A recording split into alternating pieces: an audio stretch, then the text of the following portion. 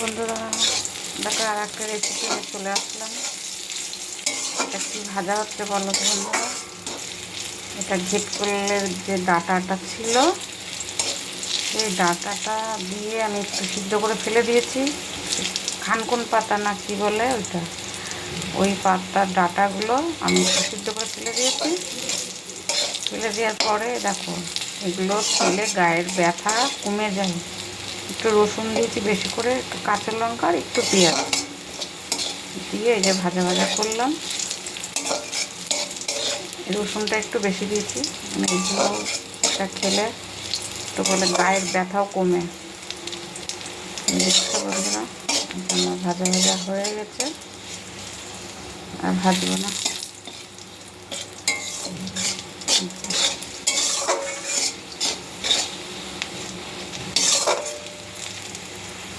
আর এর যে পাতাগুলো ছিল,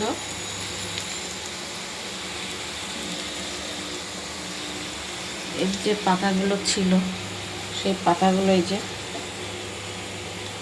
দেখাচ্ছি, এই যে পাতাগুলো, এই পাতাগুলো আমি এখন বাটা করব, তোমাদের দেখাবো সেই রেসিপিটা। এই যে এর যে পাতাগুলো ছিল সেই খানকুন পাতা, এই পাতাগুলো আমি একটু সিদ্ধ করে নিয়েছি, এগুলো বাটা করব।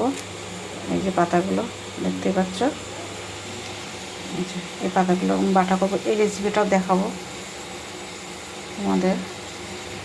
আমার এখন এই ভাজাটা হয়ে গেছে।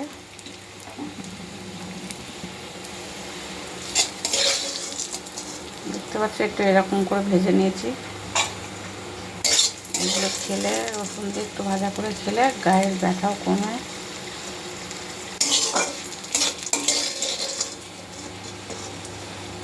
দেখতে পাচ্ছ বন্ধুরা ভাজাটা।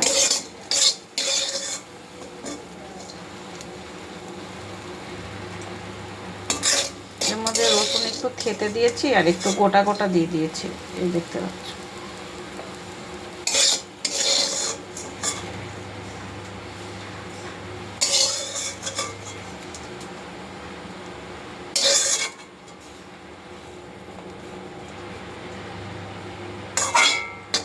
হয়ে গেছে আমার এই যে ভাজাটা দেখতে পাচ্ছ। খুব খেতে, মানে খুব স্বাদু লাগবে খেতে, খুব স্বাদ লাগবে খেতে। আর রসুন দিয়ে ভাজা করেছি, আর গায়ের ব্যথাও একটু কমে। দেখতে পাচ্ছ খুব সুন্দর লাগছে দেখতে।